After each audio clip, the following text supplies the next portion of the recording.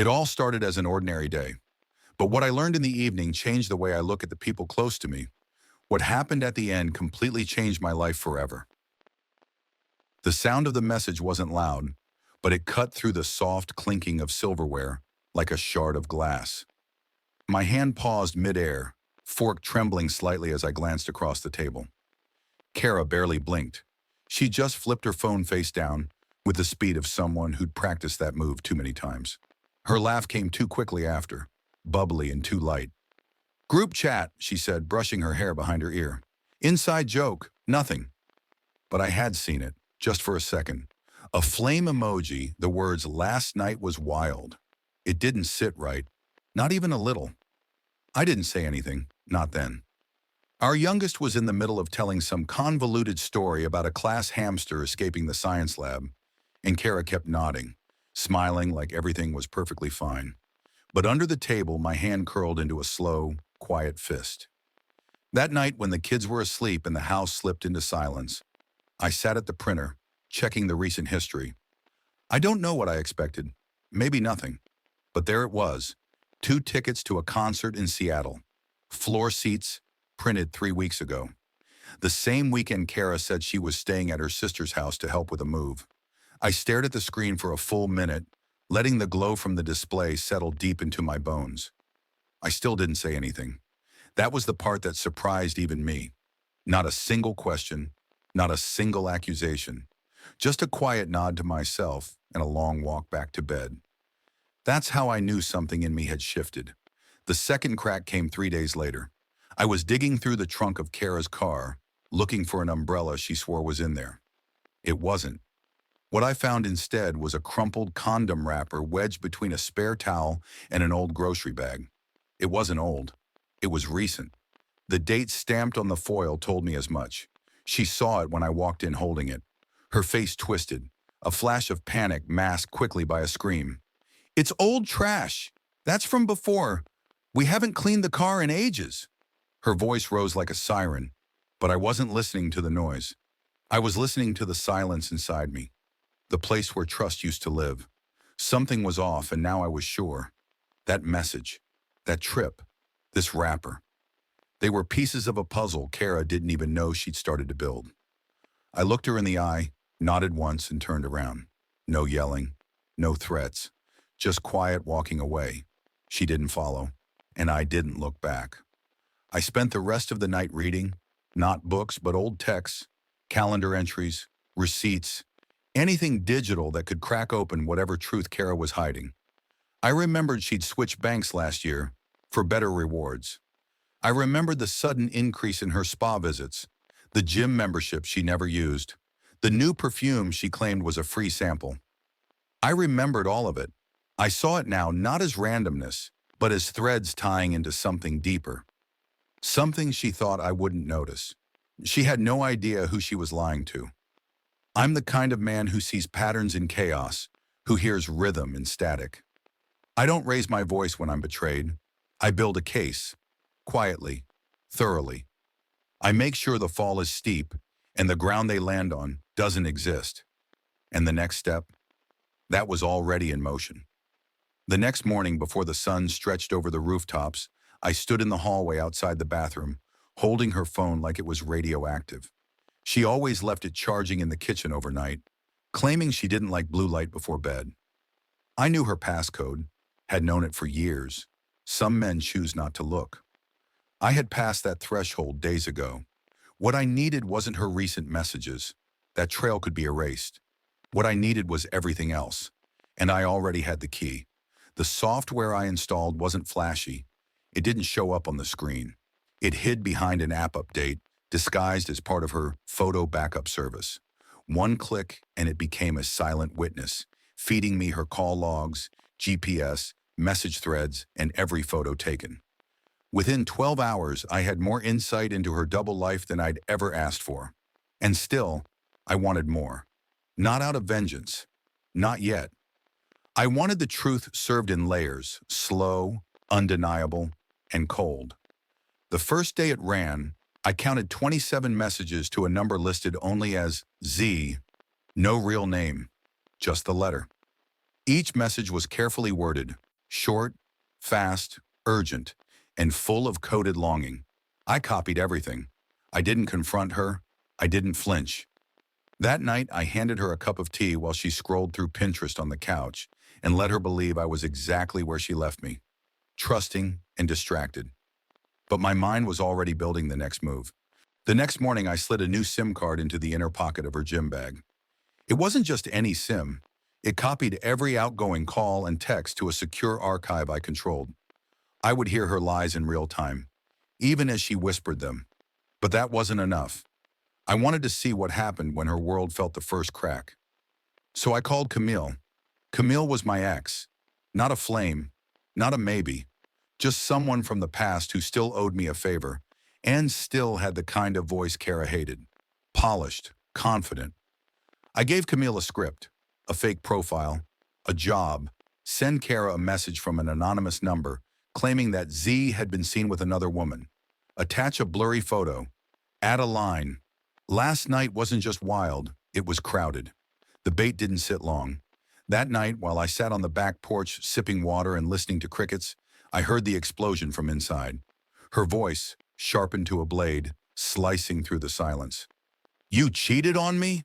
After everything?" Her rage felt real, so real I almost laughed. She paced the living room in circles, her phone clenched like a weapon. I imagined the expression on her face, twisted in betrayal. Not from guilt, but from fear that she was losing control of something she thought she owned. I didn't go inside. I let her yell. I let her burn through her fury with no audience but the wallpaper. When she slammed the bedroom door later that night and curled up on the far edge of the bed, facing the wall, I didn't speak a word. I didn't ask. I didn't need to. I already knew. She thought she could outplay me with secrets. She didn't know I'd learned to navigate storms without blinking. The next morning she was quiet, unusually so. She moved through the kitchen like someone navigating a crime scene. Each glance backward, a flicker of doubt. And that was the beginning of her unraveling. Not the affair itself, but the suspicion that she was being lied to now. That the man she played with had others. That her fantasy wasn't exclusive. That maybe she'd never been special to Z after all. That's the kind of poison you can't taste until it's everywhere. I dropped the kids off at school early that day. I took a longer route home, parked down the block, and walked. I wanted time, space. I needed to think clearly. My phone buzzed twice, once from the tracking app, once from the call logger. Kara was dialing Z again. I didn't answer, but I listened. She asked about the photo. She asked about her. She asked if he had lied to her. He said nothing I could hear, but her voice cracked by the third call. And me? I sat in the garage watching the shadows on the wall, thinking about the kind of man I had been. The man who always gave the benefit of the doubt. The man who believed family dinners meant something. That man was shrinking, not dead, just shedding. What remained was someone else, someone surgical, someone calm. Kara had no idea the stage was being built beneath her, and soon the spotlight would swing around. By the third week, the air around her had changed. Kara moved like someone waiting for a hammer to drop, but not sure where it would fall. She was quieter, but not from guilt. No, it was calculation. Her silences were full of scanning. Her glances were weighted. She wasn't worried I knew. She was worried I knew more than she did. That I wasn't yelling, that I wasn't reacting, and that meant danger. She still tried to control the narrative. Breakfast with fake smiles, quick kisses at the door that landed too soft. But underneath it all, she was slipping, and I wasn't there to catch her. I was building something else entirely. The first move was with the kids. That morning, instead of dropping them off at their usual school gate, I took a left turn. 2 days prior, I had spoken privately with the principal, who had known me since our eldest was in kindergarten. I showed him custody documentation, my concerns, very carefully worded, and he didn't hesitate. From that day forward, all parental communication was routed through me. Kara's name was removed from the emergency contact list. Her face was no longer authorized to pick them up. They were safe, removed from the smoke before the fire fully caught. She found out 2 days later when she showed up to surprise them with lunch. The front desk didn't even let her through. I got the call. She didn't scream this time. She didn't even speak. Just silence, then the click of the line going dead. She was beginning to understand what it meant when I didn't raise my voice, when I just acted. The second move was less personal, more precise. I called in an old favor, Mark Devlin, a private investigator whose work I'd once reviewed during a corporate audit. The man didn't miss details. I sent him everything. The names, the numbers, the cities. He asked no questions. Just replied, "Give me 3 days." He didn't need that long. By the second morning, I had a file in my inbox. Password protected, time-stamped. Inside, photo stills, location tags, and surveillance logs. Kara in Portland with one man, laughing in a cafe, her hand on his arm. Kara in Boise 2 weeks later, walking through a park with another man. Different build, different smile, same body language. She kissed him near a playground under the wide reach of a maple tree. I stared at the image longer than I meant to, not because of her, but because of the children playing nearby. She didn't even bother to hide. That night I made dinner. Candles, wine, medium rare steak. She came home looking tired but painted. A crisp white blouse, heels that clicked too sharply against the floor. She asked what the occasion was, and I said nothing. Just poured her wine and turned on soft music. We ate in silence like strangers at a train station, pretending to share a destination. Then I handed her the box. It was small, black, clean. She hesitated before opening it, like some part of her had caught the scent of danger, but couldn't quite place it. Inside was a flash drive. She blinked, laughed nervously. "What's this?" she asked, her fingers twitching on the velvet lid. "Play it," I said, my voice low but even. She stood slowly and walked to the laptop. I watched her shoulders rise and fall with each breath as the video loaded. Then it played, her and the man in Boise, the kiss, the laugh. The moment she touched his cheek and looked up like he was the only light in the world. She didn't scream. She didn't cry. Her hand rose halfway to her mouth, then stopped. In her eyes was something I hadn't seen in months. Real fear, the kind that knows there's no way out, no way to spin, no one to blame. I stood. She turned to me, mouth parted, breath shaky. "Adam, No," I cut her off. Not with anger, but with finality. "Don't!" She reached out once, fingers hesitant. I stepped back. "I thought we were..." She started again, but her voice cracked. I leaned in, close enough for her to see the steel in my eyes. "You kissed him in front of a playground." That landed. It folded her. She slumped slightly like her spine had dropped weight it never meant to carry. "I made a mistake," she whispered. I said nothing, just walked past her and down the hallway. Behind me, I heard the faint sound of her breath catch, like she didn't know if she should follow or just collapse where she stood. That night, I didn't sleep in our bed. I lay on the couch, the screen of my phone glowing softly in the dark as I reviewed Mark's second set of images. Different man, different city, same betrayal. She thought this was the end. It wasn't. It was only the reveal. She came back the next morning pretending she hadn't shattered everything. Her steps were quieter now, her voice lighter, as if a gentle tone could smooth over the truth. She tried small talk, asked if I wanted pancakes, joked that maybe we could just talk this out like adults. But her eyes didn't meet mine, not directly. She scanned me like someone inspecting a crack in glass, trying to guess how much pressure it could take before it split completely. When she finally sat down across from me, her hands curled around a mug she didn't drink from, and she leaned forward slightly. "I just need you to hear me," she said. "It was a mistake, a one-time thing." Her voice was soft, calculated, the kind that drips false sincerity and waits for mercy. She didn't know I wasn't in the market for explanations anymore. I wasn't angry. I was operating, quietly, precisely. She kept talking, stories wrapped in apologies, justifications packed tight behind watery eyes. She blamed stress, loneliness, the distance between us.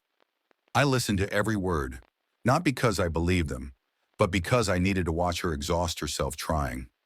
I let her speak for 12 minutes straight. I counted. Then I stood up, walked into the study, and shut the door. By the time she realized what was happening, it was already done. Her phone lit up with a bank notification. Access denied. She tried to log into the joint account again. Wrong credentials. I had already removed her name, rerouted every shared asset through a trust I'd locked months ago. Credit cards, canceled. Car title, transferred to my name at 7:15 that morning. She didn't even notice when the insurance changed hands. She stood in the hallway blinking at her phone like it had betrayed her, like her entire financial identity had just evaporated into static. Then she banged on the study door. "What did you do?" I didn't answer. She screamed, loud, her voice breaking into sharp fragments that cracked against the drywall. I let it ring out, let her feel the weight of her own helplessness. When she finally slumped to the floor, I opened the door just enough to see her face. Tear-streaked, mascara smudged, but no apology left in her. Just fear. She whispered the one thing she hadn't yet tried. "I'm pregnant." For the first time that morning, I met her eyes. She flinched like the temperature dropped 10 degrees. I reached into the drawer, pulled out a sealed pregnancy test and handed it to her without a word. Her fingers trembled as she took it. She didn't expect that. She expected disbelief, doubt, a lecture. But I'd already been prepared. I sat down at the kitchen table while she vanished into the bathroom. The door closed, then silence. 5 minutes later, she stepped out. No words, just the test in her hand. Negative. Her lips moved, but no sound came out. A weak flutter of air. I stood up, took the test from her fingers, and set it gently on the counter between us. "You don't understand," I said. "It doesn't matter if it's true. Not anymore." She looked up at me then. Really looked, and I saw something collapse in her. She hadn't lost just trust. She'd lost access. To me, to the kids, to the money, to the life she thought was still negotiable. I gave her a quiet nod. "You burned it all down yourself." That night I moved out. The bags had been packed for 2 days, folded neatly in the hall closet, tucked beside the documents she never saw coming. I didn't slam the door. I didn't make a scene. I just left, took the kids, drove to my brother's house across the river where the guest room had already been made up. He didn't ask questions. He didn't need to. I tucked the kids in, answered their questions with half-truths and long hugs, then sat outside on the deck, watching the lights of the city blink beneath the clouds. My phone buzzed. Kara again. 4 missed calls, 3 voice messages, all ignored. The final text came at midnight. "We can fix this. Please." I didn't reply, because I wasn't rebuilding what she destroyed. I was building something else now, something stronger. She just hadn't realized it yet. By the 3rd day in my brother's guest room, the silence stopped feeling temporary. I stopped waiting for the apology that never came. I stopped watching the door like she'd come rushing in with the truth in her hands and tears in her eyes. No, Kara wasn't the apologizing type. She was the rewriting type, the kind that twisted facts until they frayed and snapped. So I decided to take her game out of the shadows and into the light. I built an archive. Not for vengeance, not for public humiliation. Not yet, but for clarity. So no one could claim they didn't know what she'd done. It was methodical, like filing a case for court. Each folder had a name, each piece of evidence tagged by date, location, timestamp. Photos, messages, videos. The recordings from her calls with Z, transcribed and labeled. Screenshots from the tracker logs, each confirming where she had been when she claimed to be somewhere else. It wasn't just a file, it was a timeline. A map of betrayal that even she wouldn't be able to escape.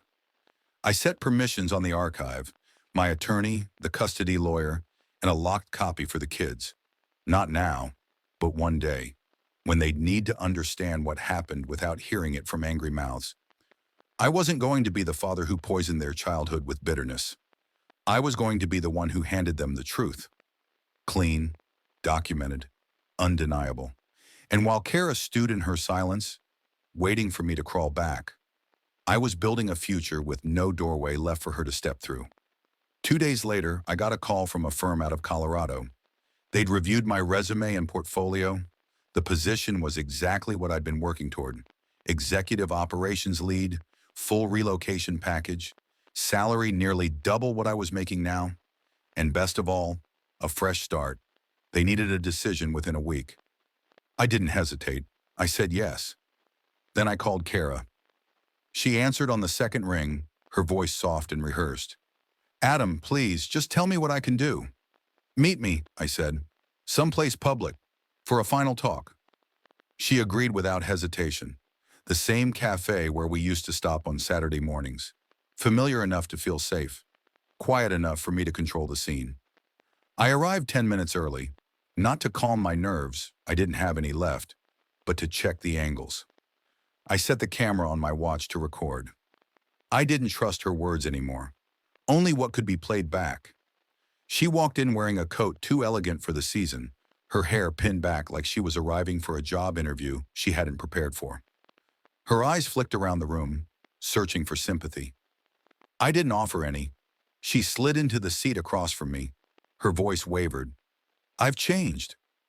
I didn't reply. She leaned forward, her hand brushing the table like she wanted to reach for mine. He tricked me, she whispered. Z lied. He said he was leaving his girlfriend. I was stupid, Adam. I see that now. You have to believe me.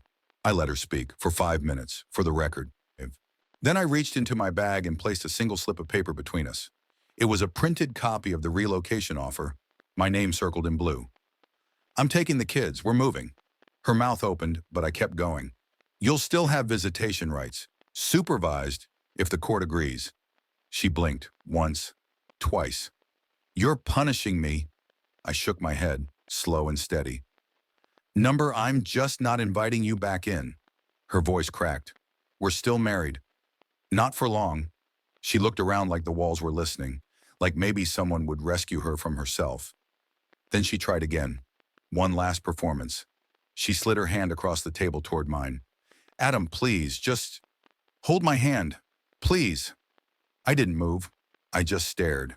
That's when the waitress walked over, eyes wary, one hand resting on her tray. Everything okay here? Kara turned sharply. We're fine, she snapped, voice rising. The waitress didn't flinch. Ma'am, if he doesn't want contact, I'll have to ask you to leave. Kara stood, her hand pulled back like she'd touched fire. Her face twisted, not in shame, but fury. She stormed out, coat flaring behind her, like a cape she no longer earned. The bell above the door jingled once, then silence. I sat back, looked down at the slip of paper again. The offer, the future. And for the first time since all this began, I didn't feel like I was running from something. I was walking towards something else entirely. The night had a quiet electricity to it, the kind of stillness that comes just before a storm, though the sky was clear and the air warm. My brother's living room buzzed with low music, murmured laughter, and the clink of glasses. Friends from work, neighbors, old family connections, all people who'd watched our life from the outside. Now they were here, gathered for what they thought was a going-away party, a celebration, a fresh chapter for the man who, until a few months ago, never made waves. On the wall behind me, I had pinned a massive map, one I'd been marking for weeks. Bright red string traced our route. 8 states, 10 cities, across the plains, over the mountains, into desert, forest, canyon. Each stop had a reason, some practical, some personal. My daughter picked out the stargazing sites. My son chose the national parks. I picked the silence, the distance, the chance to breathe again without tasting smoke. People clapped when I talked about the move.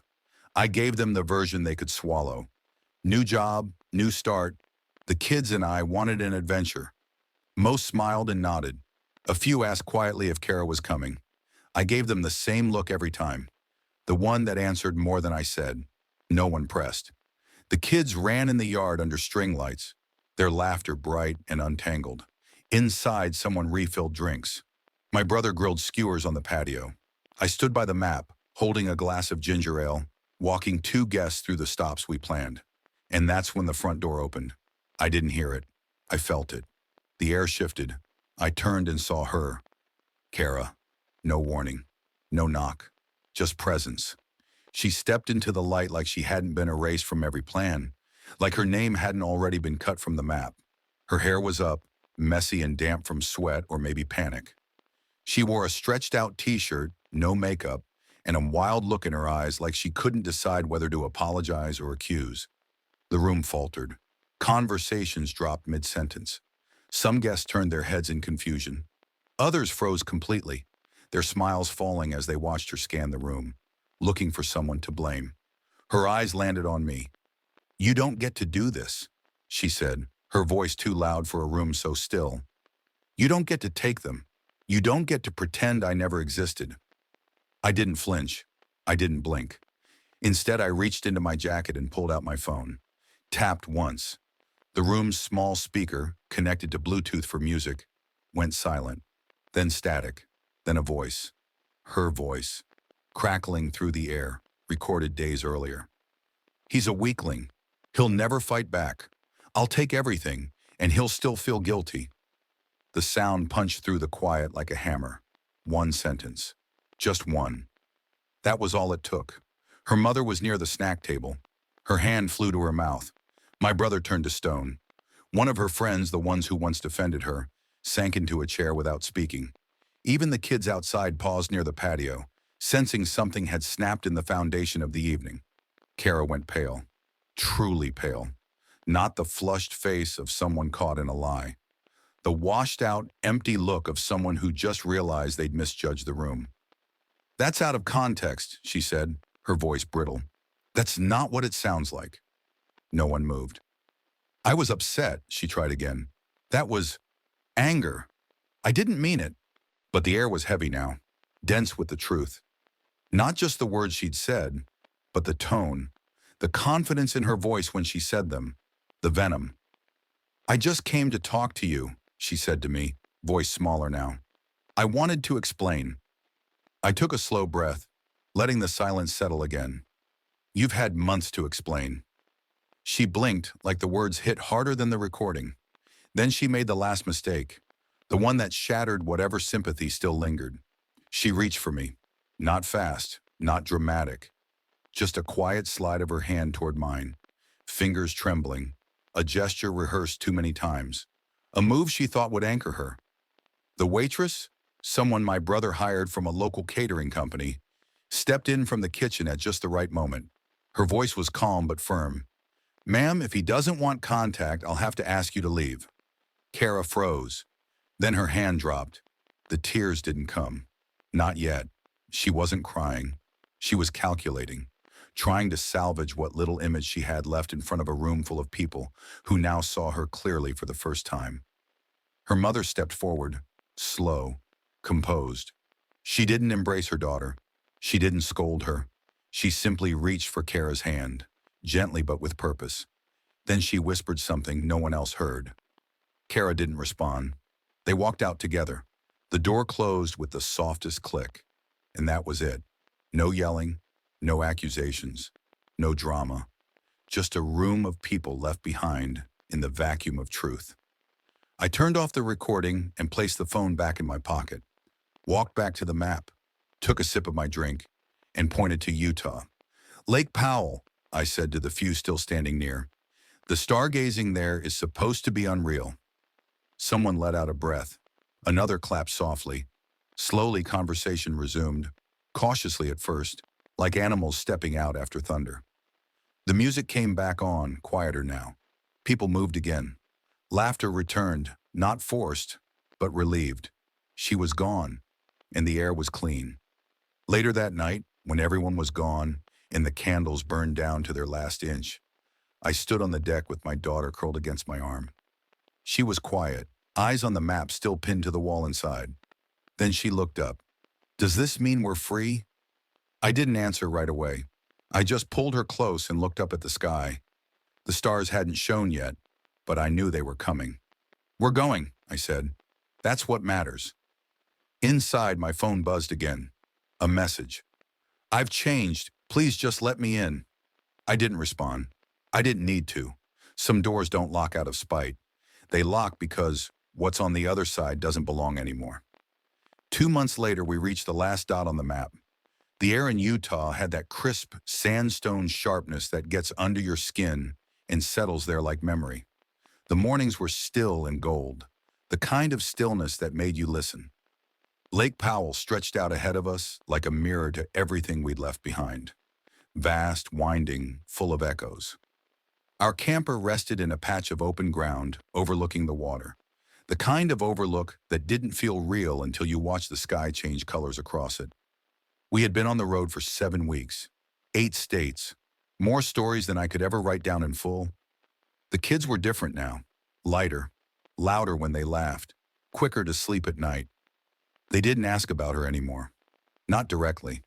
They stopped waiting for video calls that never came, for gifts that didn't arrive, for explanations I refused to offer.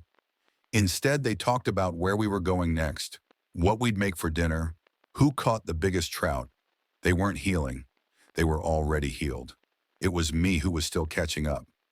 That morning, my son and I cooked pancakes over the fire pit, the kind that burned around the edges and stuck to the pan just enough to feel earned. He flipped them with too much confidence and grinned like he'd invented the recipe.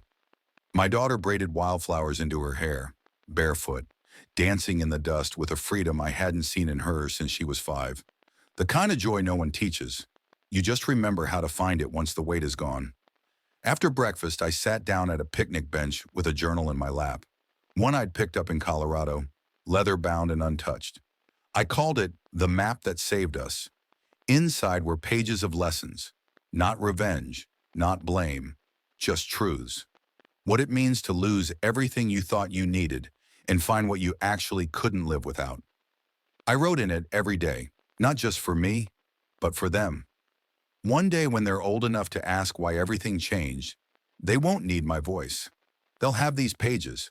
The wind picked up around noon, just a soft push from the canyon. That's when the signal bar on my phone flickered. Weak, just enough for one text to crawl through. It was from Kara. "I've changed, please. Can we talk?" No punctuation. Just the kind of plea that's sent without thinking. The kind that's more about missing power than missing people. I stared at it for a moment, the screen glowing faintly in the sun. This wasn't the first message.